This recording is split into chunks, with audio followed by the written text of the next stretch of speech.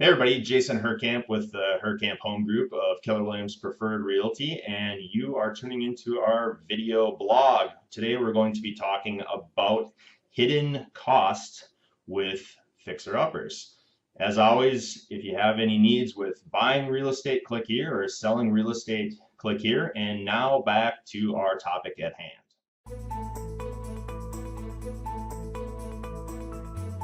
So what we found is there's definitely hidden costs when you're buying your fixer upper. And a lot of people forget about those costs, and those are really things that can kind of be overwhelming and make it, a deal or no deal, and definitely make it so it might not be a good purchase for you. So if you're going to be flipping that property specifically, you're going to have costs that you don't think about, like carrying costs. How much are your dollars costing you to hold that property? How much is your principal and interest and tax and insurance going to cost you?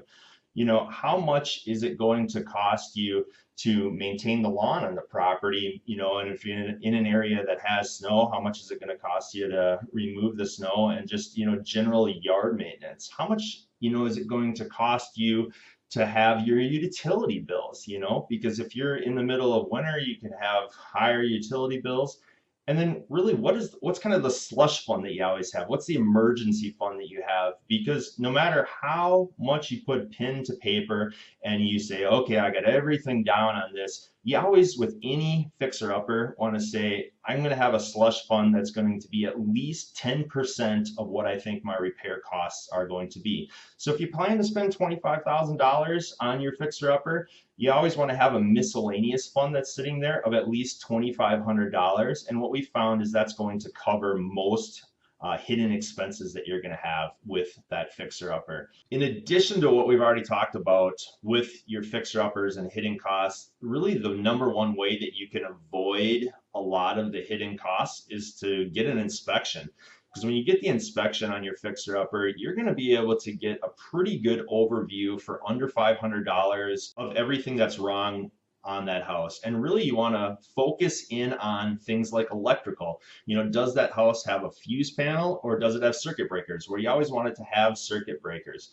Is there any old wiring in that house? Does it have what's called knob and tube electrical, which can be very costly to get rid of? Looking at the plumbing, does it have old cast iron pump plumbing in it, or does it have new plastic piping such as PEX, or does it have copper plumbing in there?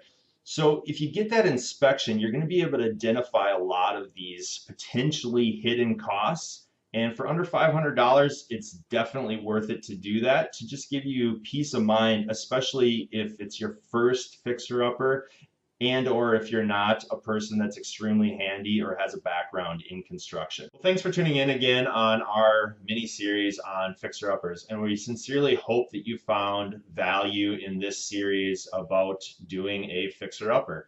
And as always, if you have any additional ideas that you're looking for videos, please just shoot us an email or give us a phone call. We'd be happy to dive into any additional topics that you're looking at. And thanks again for tuning in. Have a great day.